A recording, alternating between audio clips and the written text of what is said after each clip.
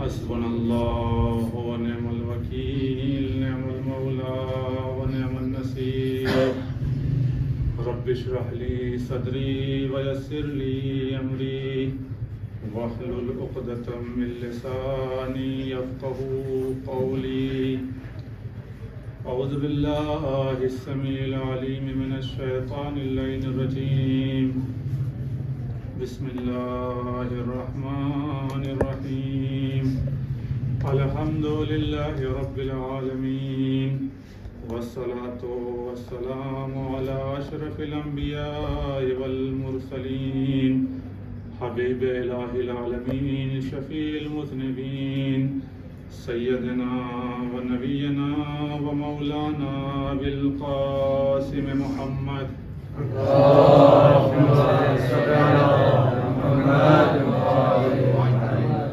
وعلى أهل بيته الطيبين الطاهرين المعصومين المظلومين ولعنة الله على أعدائهم أجمعين من يومنا هذا إلى قيام يوم الدين أما بعد فقد قال الله تبارك وتعالى في الكتاب الكريم وهو أصدق الصادقين وقوله الحق بسم الله الرحمن الرحيم ألف لام ميم أحسب الناس أن يتركوا أن يقولوا آمنا وهم لا يفتنون صلوات محمد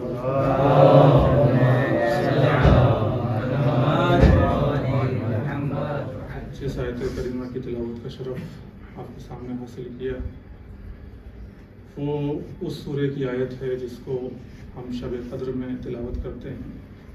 وہ 3 اہم سورے جو اس رات میں تلاوت کیے جاتے ہیں، جو مقدرات کی رات ہے، تقدیر لکھے جانے کی رات ہے، اس سورہ کی سورہ عنکبوت کی پہلی اور دوسری آیت ہے جس کی تلاوت کا شرف آپ کے سامنے حاصل کیا۔ خداوند عالم اس میں ارشاد فرما رہا ہے الف لام میم، یہ وہ کلمہ ہے جسے حروف مقطعات کہا جاتا ہے۔ بچوں کے لیے کہ مقطع کا مطلب ہوتا ہے ٹکڑے ٹکڑے، جدا جدا، الگ الگ۔ تو الف لام میم، چونکہ الف الگ، لام الگ، میم الگ، 3 ٹکڑے کر کے، الگ الگ ٹکڑے کر کے پڑھا جاتا ہے، لہٰذا اسے مقطع کہا جاتا ہے، اس کو ملا کے نہیں پڑھا جاتا۔ بہرحال اس کا معنی کیا ہے؟ اس کے معنی وہی جانتا ہے جس نے قرآن مجید کو نازل کیا، اس آیت کو نازل کیا، یا وہ جانتا ہے جس کے اوپر یہ آیت نازل کی۔ اس کے علاوہ اس کائنات میں اس کے معنی میں کوئی نہیں جانتا ہے، یا وہ جانتے ہیں کہ جس کے لیے حدیثوں میں ارشاد ہوا من خُوطِبَ بِهِمْ، کہ جن کو مخاطب قرار دیا گیا ہے قرآن مجید کا۔ تو یا اللہ جانتا ہے، یا اس کا رسول جانتا ہے، یا اہل بیت اس کے معنی کو جانتے ہیں۔ لیکن جب سارے حروف مقطعات کو جمع کیا گیا، ان کی تعداد نکالی گئی تو 14 کی عدد نکل کے آتی ہے۔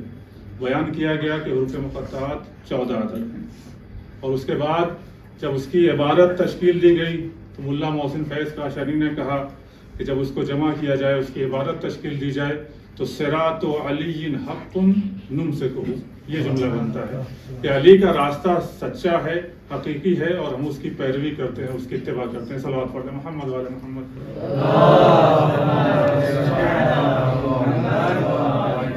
یہ تو پہلی آیت کی بات تھی۔ دوسری آیت میں ارشاد ہوتا ہے کہ حسب الناس، کیا لوگوں نے یہ سوچ لیا ہے، کیا لوگوں نے یہ گمان کر لیا ہے، کیا لوگوں کا یہ خیال ہے کہ ان یترکوا، کہ انہیں ایسے ہی چھوڑ دیا جائے گا، ان یقولوا آمنا، جب وہ آمنا کہیں گے، جب وہ یہ کہیں گے کہ ہم ایمان لے آئے، ہم صاحب ایمان ہو گئے، ہم مومن ہو گئے، تو انہیں ایسے ہی چھوڑ دیا جائے گا؟ ہرگز ایسا نہیں ہے۔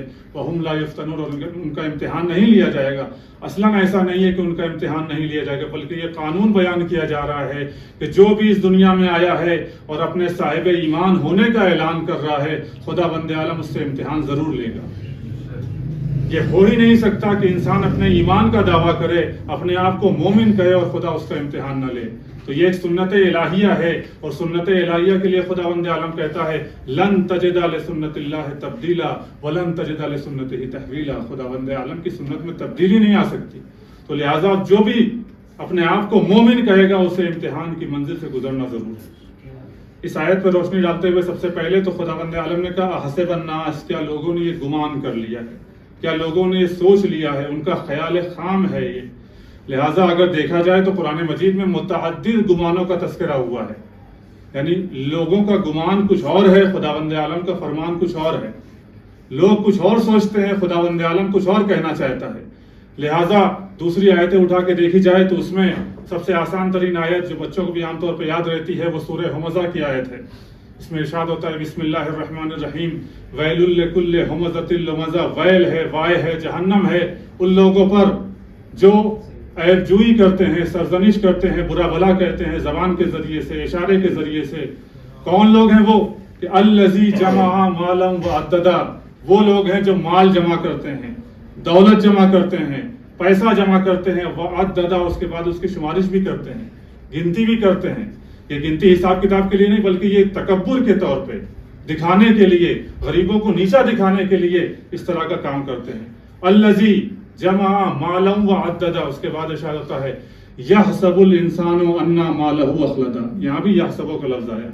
انسان یہ گمان کرتا ہے کہ اس کا مال اسے خلودی زندگی عطا کر دے گا، اس کا مال اسے جاویدانی زندگی عطا کر دے گا۔ ہرگز ایسا نہیں ہے۔ انسان جتنا بھی پیسے والا ہو جائے، ارب پتی بن جائے، کروڑ پتی جو بھی بنتا چلا جائے، بلینر ملینر بن جائے، دنیا کے 5 بڑے لوگوں میں اس کا نام آ جائے، لیکن جاویدانی زندگی اسے نہیں ملنے والی ہے۔ اس مال کے ذریعے سے انسان کو جاویدانی زندگی نہیں ملنے والی ہے۔ مال انسان کو جاویدانی زندگی نہیں دیتا، حکومت انسان کو جاویدانی زندگی نہیں دیتی، دولت انسان کو جاویدانی زندگی نہیں دیتی، اس کے نام کو جاویدانی نہیں بناتی۔ تو کون سی چیز ہے جو انسان کو جاویدانی بناتی ہے؟ تو قرآن مجید کہتا ہے کہ انسان کی عبادت اس کو جاویدانی بناتی ہے، انسان کا عمل صالح اس کو جاویدانی بناتا ہے، انسان کا عمل اس کو جاویدانی بناتا ہے، انسان کا ایمان اس کو جاویدانی بناتا ہے۔ خلاصہ یہ سمجھ لیجئے کہ انسان کی عبادت انسان کو جاویدانی بناتی ہے، اہل بیت کی محبت انسان کو جاویدانی بناتی ہے۔ صلوات پڑھیں محمد و آل محمد پر۔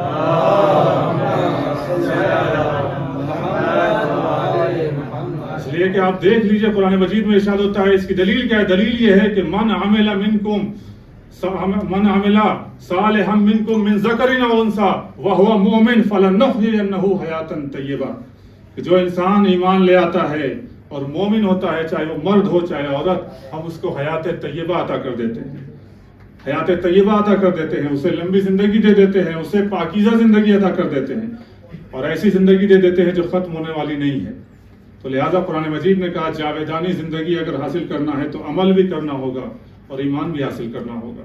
تو یہ تو ایک مرحلہ تھا جہاں خداوند عالم نے انسان کے گمان کی تردید کی، اس کے خیال کی تردید کی، کہا کہ انسان یہ سوچتا ہے کہ اس کا مال اسے ہمیشہ والی زندگی دے دے گا۔ ہرگز ایسا نہیں ہے، انسان کا مال اور دولت اسے ہمیشہ والی زندگی دینے والا نہیں ہے۔ اور دوسری جگہ جہاں پہ گمان کی تردید کر رہا ہے خداوند عالم، وہ بھی شدت کے ساتھ اور تاکید کے ساتھ تردید کر رہا ہے۔ وہ مشہور و معروف آیت ہے جس میں ارشاد ہوتا ہے وَلَا تَحْسَبَنَّ الَّذِينَ قُتِلُوا فِي سَبِيلِ اللَّهِ أَمْوَاتًا بَلْ أَحْيَاءٌ عِندَ رَبِّهِمْ يُرْزَقُونَ، ہرگز گمان بھی نہ کرنا، خیال بھی نہ کرنا جو راہ خدا میں شہید ہو جاتے ہیں، وہ مر جاتے ہیں، مٹ جاتے ہیں، فنا ہو جاتے ہیں، بلکہ وہ اللہ کے نزدیک زندہ ہیں اور اللہ سے رزق پا رہے ہیں۔ یہاں بھی تردید کی گئی گمان کی، ایک گمان کی تردید کی گئی کہ مال انسان سوچتا ہے جاویدانی زندگی مل جائے گی، اس کی تردید کی گئی۔ اس کے بعد راہ خدا میں مرنے والوں کو مردہ مت سمجھنا بلکہ وہ زندہ ہیں، یہ کہا گیا۔ اس کے بعد آگے بڑھیے تو ایک مشہور و معروف آیت ہے جو آج کے دن سے بھی، آج کے ایام سے بھی مناسبت رکھتی ہے، جس کو مولا امام حسین علیہ الصلوۃ والسلام نے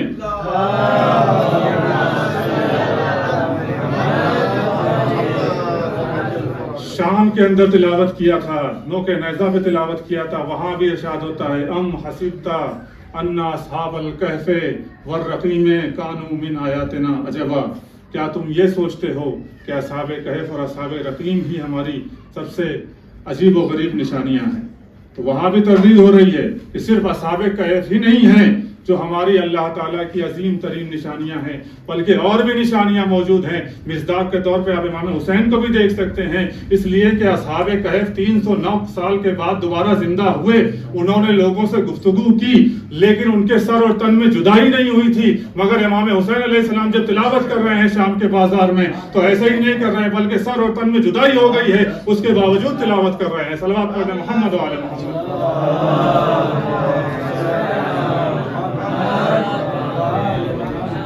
یہ کٹے ہوئے سر سے تلاوت نہیں کر رہے ہیں بلکہ دنیا کو یہ پیغام دینا چاہ رہے ہیں کہ دیکھو حسین کے سر اور تن میں جدائی ہو سکتی ہے لیکن حسین اور قرآن میں کبھی جدائی نہیں ہو سکتی. حسین اور اہل بیت اور قرآن میں کبھی جدائی نہیں ہو سکتی. تو یہ تیسری جگہ ہے جہاں خداوند عالم نے گمان کی تردید کی. مال کے بارے میں کہا, شہیدوں کے بارے میں کہا, اور اس کے بعد اصحاب کہف اور اصحاب رقیم کو ہی صرف آیات عظمیٰ الہی نہ سمجھنا بلکہ اہل بیت بھی آیات عظمیٰ الہی ہے, بلکہ سب سے اہم ترین آیات اللہ تعالیٰ کی اہل بیت کی ذات ہے. اس کے بعد والے فطرے میں ارشاد ہوتا ہے کہ احسب الناس ان یترکوا ان یقولوا آمنا وہم لا یفتنون, کیا لوگوں نے یہ سوچ لیا ہے کہ وہ یہ کہیں گے کہ ہم مومن ہو گئے تو انہیں ایسے ہی چھوڑ دیا جائے گا, ان کا امتحان نہیں ہوگا, ان کی آزمائش نہیں ہوگی. امتحان ایک ایسی چیز ہے جس سے تقریباً ہم سب کو ہماری زندگی میں ہم نے امتحان دیا ہے, بچے ہمارے امتحان دے رہے ہیں, سب امتحان دیتے رہتے ہیں. یہ دنیاوی امتحان ہے. دنیا کے امتحان کی بھی مختلف قسمیں ہیں. آپ نے دیکھا ہے جب ہم یہاں ایران میں نئے آئے تھے, المہدی میں گئے تو کچھ امتحان ہوتے جو روزانہ ہوتے ہیں, جیسے ہم المہدی میں امتحان دے رہے تھے. جب زبان فارسی جو لوگ سیکھ رہے ہیں وہ روزانہ امتحان دے رہے ہیں. کچھ امتحان وہ ہوتے ہیں جو ہر روز ہوتے ہیں روزانہ, کچھ امتحان وہ ہیں جو ہفتگی ہوتے ہیں, کچھ امتحان وہ ہیں جو ماہانہ ہوتے ہیں, مہینے میں صرف ایک مرتبہ ہوتے ہیں. لیکن کچھ امتحان وہ ہوتے ہیں جنہیں سالانہ امتحان کہا جاتا ہے, سال میں ایک مرتبہ ہوتے ہیں. لیکن اس کے علاوہ کچھ امتحان وہ ہوتے ہیں جو کئی سالوں کے بعد, ایک مقطع مکمل کرنے کے بعد, کئی دن گزرنے کے بعد دینا ہوتا ہے, جسے ہم آزمون کہتے ہیں. تو کچھ امتحان وہ ہیں جو ہر روز ہوتے ہیں, کچھ ہفتے میں ایک مرتبہ, کچھ مہینے میں ایک مرتبہ, کچھ سال میں ایک مرتبہ, کچھ وہ ہوتے ہیں جو 5 سال میں 6 سال میں ایک مرتبہ ہوتے ہیں. یہ دنیا کا امتحان ہے. لیکن خداوند عالم کے یہاں بھی ایسا ہی ہے. کچھ امتحان وہ ہے جو اللہ تعالیٰ نے روزانہ رکھے, اس کے دستورات سب امتحانات الہی ہیں جو اللہ کے احکام ہیں, وہ روزانہ والے احکام. نماز جو ہے ایک ایسا حکم ہے, ایک ایسا امتحان ہے جو روزانہ لیا جا رہا ہے اپنے بندوں سے. کچھ امتحان وہ ہیں جو مہینے میں لیے جا رہے ہیں, مطلب پورے سال میں ایک مرتبہ لیا جا رہا ہے. روزے کا امتحان ایسا ہی ہے جو سال میں ایک مرتبہ لیا جا رہا ہے بندوں سے. اس کے علاوہ اس سے بڑھ کے روزہ تو پھر بھی ایک مہینہ ہے, لیکن اس کے علاوہ سال میں ایک امتحان اور ہے جو لیا جا رہا ہے, وہ خمس کا امتحان ہے جو اللہ تعالیٰ سال میں ایک مرتبہ اپنے بندوں سے لیتا ہے. اور ایک امتحان وہ ہے جو پوری زندگی میں ایک مرتبہ لیا جاتا ہے, وہ حج کا امتحان ہے. ہمارے یہاں بھی کچھ لوگ تشریف فرما ہیں, حج سے واپس آئے ہیں, ماشاء اللہ, اللہ ان کے حج کو قبول فرمائے. صلوات علی محمد و علی محمد.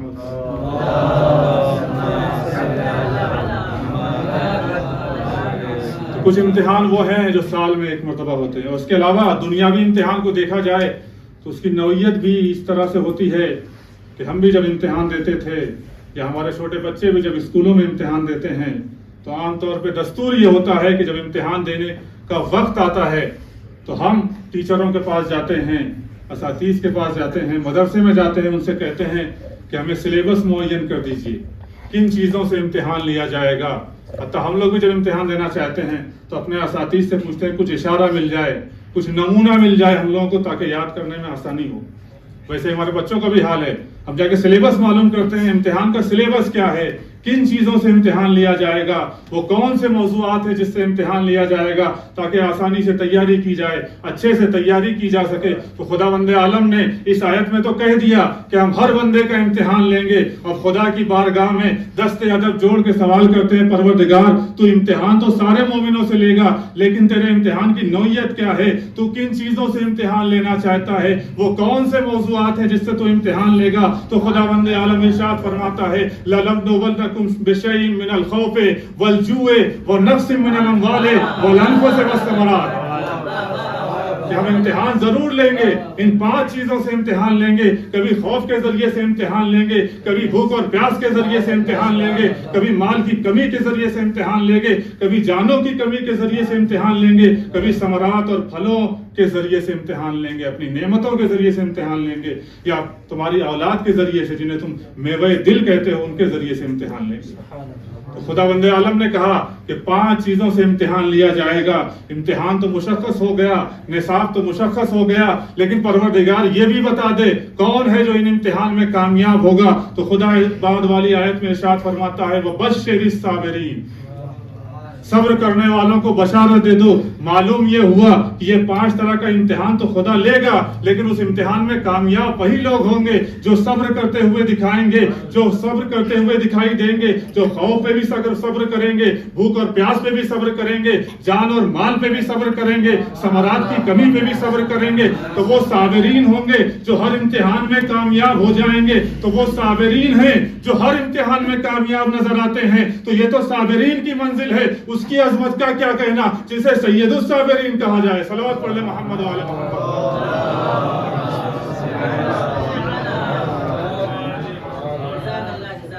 خداوند عالم نے کہا وبشر الصابرین، یہ صبر کرنے والے ہیں جو ہر امتحان میں کامیاب ہوتے ہوئے نظر آئیں گے. اور ان کی صفت کیا ہے؟ ان کی صفت یہ ہے کہ الذین اذا اصابتهم مصیبۃ قالوا انا للہ و انا الیہ راجعون.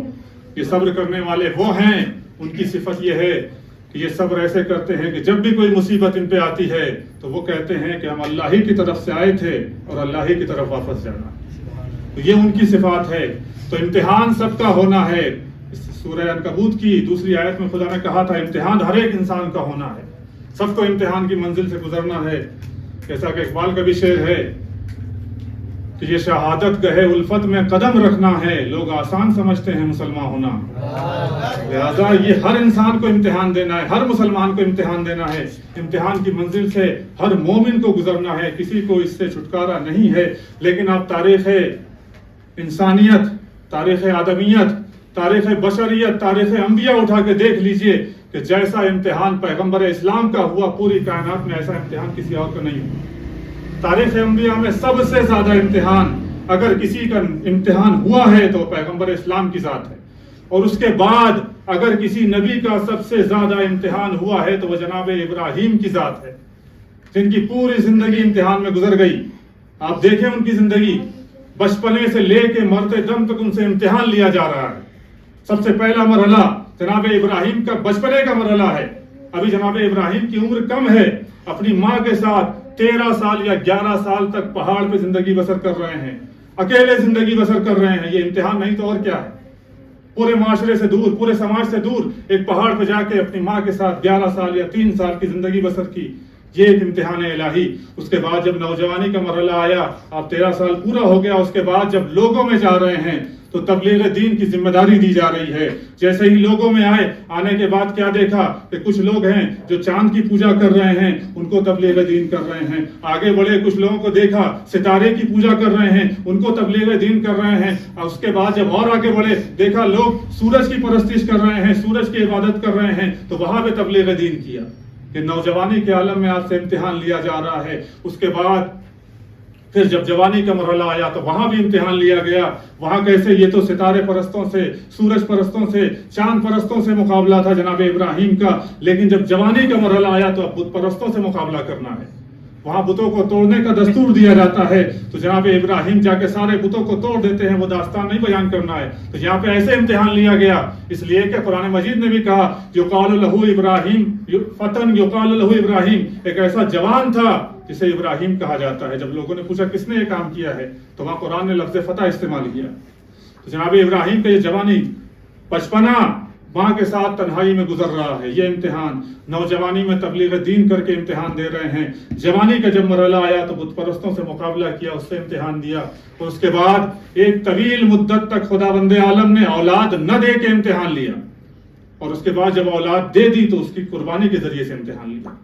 پوری زندگی جناب ابراہیم کی ایسے ہی ہے کہ امتحانوں میں گزر رہی ہے، آزمائشوں میں گزر رہی ہے. لیکن آپ سارے امتحانات کو دیکھتے رہیے. سارے امتحان جناب ابراہیم نے دیے، لیکن 2 امتحان سب سے زیادہ سخت تھے. آپ بھی جانتے ہیں، مشخص ہے، بالکل واضح سی بات ہے کہ پورے امتحانوں میں سب سے زیادہ سخت امتحان اگر تھا تو وہ 2 امتحان تھا. ایک جوان کی قربانی کا امتحان تھا اور ایک آتش نمرودی کا امتحان تھا، جو واقعی بہت سخت تھا. دونوں امتحان بہت زیادہ سخت تھے. جناب ابراہیم جب امتحان دے رہے ہیں، نہ آتش نمرودی کوئی معمولی آگ نہیں ہے، یہ وہ آگ ہے جس کے لیے کئی دن سے انتظام کیا جا رہا ہے. کئی دن سے انتظام کیا جا رہا ہے. آپ تفسیر فخر رازی یا تفسیر مجموع البیان اٹھا کے دیکھ لیجئے، اس کے اندر مدت بھی لکھی ہوئی ہے. جو کم سے کم مدت لکھی گئی ہے وہ بتایا گیا 1 مہینے تک لکڑیوں کا انتظام کیا گیا. نمرود تو اپنے آپ کو خدا کہتا تھا، جھوٹے خدا ہونے کا دعویٰ کرتا تھا. اس کی خدائی میں کیا حرف آ جاتا، 3 دن میں ساری لکڑیاں جمع کر سکتا تھا، لیکن وہ چاہتا تھا کہ سارے نمرودی بڑھ چڑھ کر اس آگ میں حصہ لیں، اور جناب ابراہیم کی نفرت لوگوں کے دل میں ڈالنا چاہ رہا تھا۔ لہذا کم سے کم جو مدت لکھی گئی ہے وہ 1 مہینے تک لکڑیاں ایک انسان کو جلانے کے لیے کتنی لکڑی چاہیے؟ زیادہ لکڑیاں نہیں چاہیے ہوتی ہیں، آپ جانتے ہیں، آپ نے ہندوستان میں دیکھا ہے زیادہ سے زیادہ 3 دن میں وہ لکڑیاں جمع ہو جاتی ہیں، لیکن 1 مہینے تک، کم سے کم 1 مہینے تک اتنی زیادہ لکڑیاں جمع کرنا، اور تاریخ نے لکھا، تفسیروں نے لکھا کہ ایسے لکڑی جمع کی جا رہی ہے، اتنا بڑھ چڑھ کے لوگ حصہ لے رہے ہیں کہ ہر نمرود پرست، ہر بت پرست اس آگ میں حصہ لے رہا ہے، یہاں تک کہ وہ بوڑھی عورتیں جو اٹھ کے جا نہیں سکتی تھی، وہ مریض جو چل نہیں سکتے تھے، وہ اپنا نمائندہ کسی کو بھیجتے تھے اور پیسہ دے کے لکڑی وہاں بھجواتے تھے۔ وہ عورتیں جو اٹھ نہیں سکتی، جو بوڑھی عورتیں تھیں، وہ چرخہ چلا چلا کے پیسہ جمع کرتی تھی اور اس آگ میں حصہ لے رہی تھی۔ تو اتنی شدید، اتنی بڑی آگ، اتنی زیادہ لکڑیاں جمع کرنے کے بعد جو آگ لگائی گئی، اب آگ جو جلائی گئی، اس کا منظر یہ ہے کہ آگ تو جل گئی، اتنی زیادہ شدت والی، اتنی زیادہ شعلے والی آگ تھی کہ پرندہ بھی گزرے تو جھلس جائے۔ تو لہٰذا جناب ابراہیم کو آگ میں ڈالیں کیسے؟ لہٰذا منجنیق بنائی گئی، منجنیق کے ذریعے جناب ابراہیم کو آگ میں پھینکا جا رہا ہے۔ ادھر ساری کائنات میں سناٹا ہے، لیکن آسمان میں تلاطم ہے، فرشتے پریشان ہیں، پروردگار کے پاس آتے ہیں، آنے کے بعد کہتے ہیں اے میرے معبود، اے ہمارے پالنے والے، اس روئے زمین پر، اس سرزمین بابل کے اوپر صرف ایک ہی تیرا ماننے والا تھا، صرف ایک ہی تیری عبادت کرنے والا، تیری اطاعت کرنے والا تھا، یہ لوگ اسے بھی جلا دینا چاہتے ہیں، ہمیں دیکھا نہیں جاتا، ہم سے برداشت نہیں ہوتا، پروردگار اگر تیری اجازت ہو تو ہم ابراہیم کی مدد کے لیے چلے جائیں۔ خداوند عالم نے کہا ہے جبریل، اگر تمہارا دل یہی چاہتا ہے اور ابراہیم بھی راضی ہیں تو جاؤ ان کی مدد کے لیے چلے جاؤ۔ جناب ابراہیم، جناب جبریل فرشتوں کے جھنڈ کو لے کے، ملائکہ کو لے کے زمین پہ آتے ہیں۔ ابھی جناب ابراہیم کو منجنیق کے اندر رکھا گیا تھا اور اس کے بعد پھینکنا ہی چاہتے تھے۔ ایک مرتبہ جبریل نزدیک آئے، آنے کے بعد ابراہیم سے پوچھتے ہیں یا ابراہیم حل لک حاجہ، اے ابراہیم کیا کوئی حاجت ہے، کیا کوئی طلب ہے، کیا کوئی خواہش ہے؟ ابراہیم نے کہا ہاں حاجت تو ہے مگر تم سے نہیں ہے، طلب تو ہے مگر تم سے نہیں ہے، خواہش تو ہے مگر تم سے نہیں ہے۔ تو ایک مرتبہ جناب صلی اللہ علیہ محمد علیہ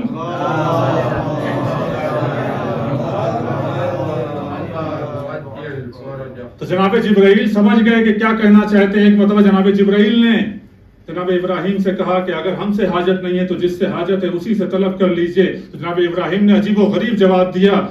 جناب ابراہیم فرماتے ہیں کہ علمہ بحالی یغنینی عن سوالی، علمہ بحالی یغنینی عن سوالی، وہ جانتا ہے میں کس حالت میں ہوں، لہٰذا یہ منزل امتحان ہے۔ منزل امتحان میں اپنی چاہت نہیں دیکھی جاتی، اپنی مرضی نہیں دیکھی جاتی، اپنی خواہش نہیں دیکھی جاتی، بلکہ یہاں پہ تو یہ دیکھا جاتا ہے کہ محبوب کیا چاہتا ہے، ہم جس سے محبت کرتے ہیں وہ کیا چاہتا ہے۔ لہٰذا میری مرضی یہاں پہ نہیں چلے گی، بلکہ میں تو اپنے پروردگار کی مرضی کو دیکھ رہا ہوں۔ وہ اگر جلانا چاہتا ہے تو میں جلنے پہ راضی ہوں، وہ اگر بچانا چاہتا ہے تو میں بچنے پہ راضی ہوں۔ صلوات پڑھیں محمد و آل محمد پر۔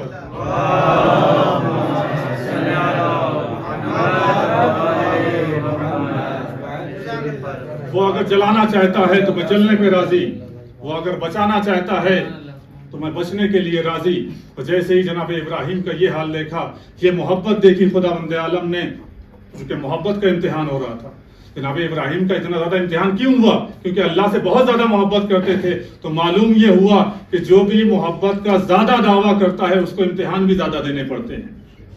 جناب ابراہیم خدا کی محبت کا دعویٰ کر رہے تھے، لہذا جناب ابراہیم سے بھی بار بار امتحان لیا گیا، اور ہم بھی امام حسین سے، مولا کائنات سے محبت کا دعویٰ کرتے ہیں، لہذا ہم بھی بار بار امتحان دے رہے ہیں۔ ہم سے نہ پوچھے کہ داعش والے ہمیں کیوں مار رہے تھے، فلاں ہمیں کیوں قتل کر رہا تھا، پارا چنار میں ہم پہ ظلم کیوں ہو رہا تھا۔ اس کی وجہ یہ ہے کہ ادھر ابراہیم اللہ سے محبت کرتے تھے، ابراہیم کو آگ میں جلایا جا رہا تھا، ان کا امتحان لیا جا رہا تھا۔ یہاں ہم حسین سے محبت کرتے ہیں، ہمارا امتحان لیا جا رہا ہے۔ صلوات پڑھیں محمد و آل محمد پر۔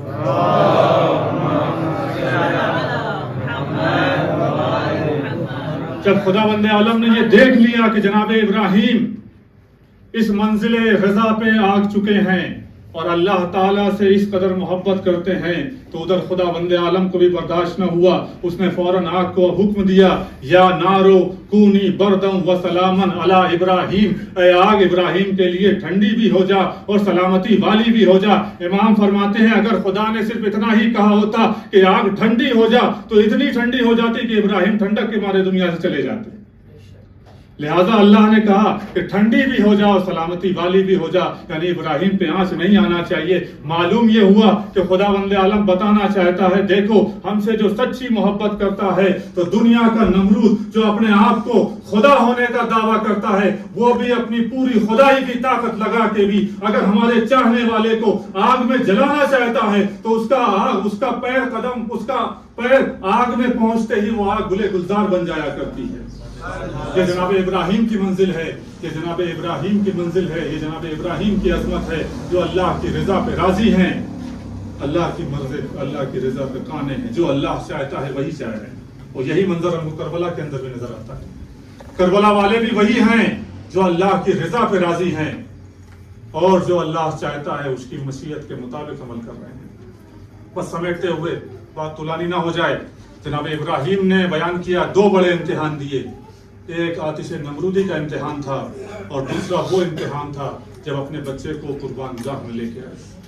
تاریخ میں لکھا گیا ہے، آپ تاریخ دیکھیے، علماء بیان کرتے ہیں کہ جب جناب ابراہیم جناب اسماعیل کو قتل گاہ میں لے کے آئے، میدان مینا میں لے کے آئے، قتل کرنا چاہتے ہیں تو جناب ابراہیم نے اپنی آنکھوں پہ پٹی باندھ لی تھی۔ کس لیے؟ اس لیے کہ جناب ابراہیم یہ جانتے تھے کہ میں اپنی آنکھ سے اپنے بچے کو تڑپتا ہوا نہیں دیکھ سکتا۔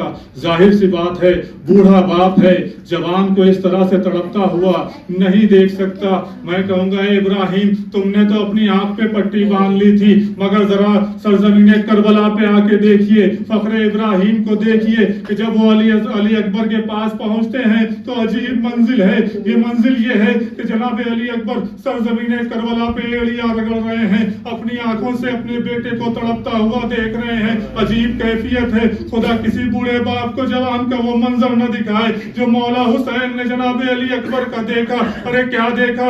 علی اکبر کا پیر ہے جو سرزمین کربلا پر ہے، ہاتھ ہے جو سینے پہ رکھا ہوا ہے۔ بیٹا یہ ہاتھ سینے پہ کیوں ہے؟ بابا کچھ درد سا محسوس ہو رہا ہے، کچھ چبھن سی محسوس ہو رہی ہے، کچھ تکلیف ہو رہی ہے۔ علی اکبر ذرا اپنا ہاتھ تو ہٹاؤں دیکھوں کیا مرحلہ ہے۔ جیسے امام حسین نے جناب علی اکبر کے سینے کی طرف دیکھا، کیا دیکھا؟ ایک برشی کی انی ہے جو کلیجے میں پیوست ہو گئی ہے۔ کہا بیٹا ارے میں بھی تو مشکل کشا کا بیٹا ہوں، میں بھی تو مشکل کشا کا فرزند ہوں، ابھی تمہاری مشکل کو آسان کر دیتا ہوں۔ ارے یہ کہہ کے سرزمین کربلا پہ بیٹھ گئے، ارے آستینوں کو چڑھایا۔ اب اس کے بعد جب علی اکبر کے سینے سے برشی کو نکالنا چاہا تو علی اکبر کے کلیجے سے برشی کے ساتھ علی اکبر کا کلیجہ بھی نکل آیا۔ ارے خون کا فوارہ چھوٹا، کیا کر سکتے تھے؟ بس اتنا روایتوں میں لکھا کہ ایک مرتبہ امام حسین نے اپنے جوان کے رخسار پہ رخسار رکھ دیا، آواز دی الدنیا بعد کلفا، اے بیٹا تمہارے بعد یہ زندگانی دنیا پہ خاک ہے۔ لقد استراحت من ہم الدنیا وغمها وبقي ابوك وحيدا فريدا، اے بیٹا تم نے بھی ہمیں عالم غربت میں تنہا چھوڑ دیا۔ اجرکم اللہ، یہ وہ منزل تھی جو امام حسین پہ بہت زیادہ سخت تھی، لیکن ایک اور منزل بھی علماء بیان کرتے ہیں جو امام حسین کے لیے بہت زیادہ دشوار تھی۔ وہ منزل کون تھی؟ جناب علی اصغر کی شہادت کا مرحلہ تھا، جب میرا مولا میرے اصغر کے ننھے اصغر کے لیے پانی کا مطالبہ کر رہا تھا تو ایک سلسلاتا ہوا تیر علی اصغر کے گلوے نازک کے آگے پیوست ہو گیا اور ایک چھوٹا سا بچہ تھا باپ کے ہاتھوں پہ منقلب ہو گیا۔ اجرکم اللہ، صرف اتنا ہی نہیں، جناب علی اکبر کی شہادت کے بعد میرے مولا حسین نے صرف ایک جملہ کہا تھا الدنیا بعد کلفا، مگر جب علی اصغر کی شہادت ہوئی تو نہ جانے کتنی سخت شہادت تھی کہ میرے مولا نے دو جملے کہے۔ ایک جملہ اپنے پروردگار سے مخاطب ہو کے کہا، دوسرا اپنے چاہنے والوں سے مخاطب ہو کے کہا، پروردگار عالم کو خطاب کیا، اے میرے معبود ذالک علیہ ہونون لأنکا ترا، اے میرے معبود یہ علی اصغر کی شہادت بھی میرے لیے آسان ہے، اس لیے کہ تو دیکھ رہا ہے تیری نظروں کے سامنے یہ ظلم ہو رہا ہے۔ یہ تو اپنے پروردگار سے جب کہہ چکے تو ایک مرتبہ اپنے شیعوں کی طرف مخاطب ہوئے، آواز دی لیتکم فی یوم عاشوراء جمیعا تنظرونی کیف استسقی لطفلی فابوا ان یرحمونی، اے کاش میرے شیعو ارے روز عاشور تم ہوتے تو دیکھتے کہ تمہارا مولا ارے 6 ماہ کے بچے کے لیے کس طرح سے پانی مانگ رہا ہے، لیکن وہ رحم نہیں کر رہے۔